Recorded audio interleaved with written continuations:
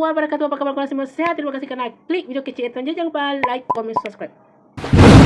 Okay, saya dah tengok dah trailer untuk next week Pak Su Amara. Saya tak nak cakap banyak lah. Korang tengok je, korang tengok je, layan. Kalau Miza ni isteri dah haka sangat, lepas kalau Miza. Semua orang ada ni. Cerai! Cerai! Wafi takkan ceraikan Miza. Miza mengandung. Tapi saya tak nak Wafi tahu. Aku boleh tolong kau cerai. Buat apa? Apa masalah abang ni? Masalah abang, isteri abang curang. Abang tak suka ke? Tak suka, ceraikan je lah Miza. Senang sikit Miza nak cari yang baru bang. Miza, oi. Okey. Kau dah gila ke apa?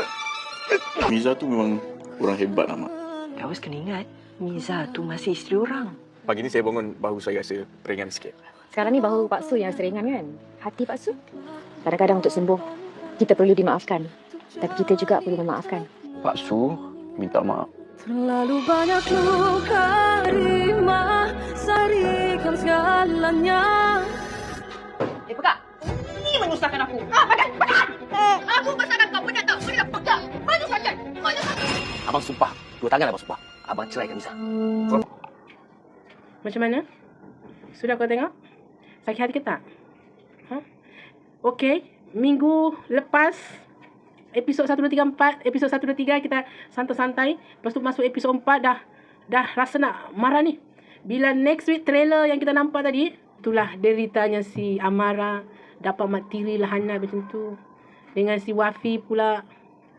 Yang si Wafi pula yang tak nak lepaskan si Miza. Dah kahwin lain dah pun. Tak nak lepaskan si Miza. Tapi akhirnya mak mertua yang puaka tu tahu kalau Miza mengandung. Tapi Wafi tak boleh tahu. So, complicated juga lah cerita ni. Dia dengan Pak Su macam agak-agak rapat. Cuma itulah. Si Miza ni tak dilepaskan. So, dia suka dengan si Pak Su pun, dia tak boleh juga. Bila si Wafi cakap kau curang, so si Miza katalah, kalau macam tu, kalau kau tak suka, lepaskanlah saya. Biar saya cari yang lain. Betul lah. Tapi dia buat macam ni tau. Dia buat si Miza ni dia gantung tak bertali rasanya. Dia tak nak cerai juga, tapi dia dah kahwin dah. So akhirnya si Miza macam tu lah. Si Pak Su pun tak boleh buat apa-apa. Tapi si Pak Su ada tolong dia. Baik kau di sepa tu padan muka kau. Okay. So guys, cerita ni agak membuatkan kita darah tak stabil juga ni nanti. Bila kau nampak si Amara diseksa macam tu dengan mak tiri dia, sakit pula hatiku. Kesiannya. Patutlah Pak Su Amara. So sebab si Pak Su yang akan menyelamatkan dia, Pak Su akan sentiasa melindunginya. Okay, so guys, itu sajalah. Terima kasih kerana klik video kecil Eton. Jangan lupa like, comment, subscribe. Jumpa minggu hadapan. Okay, bye.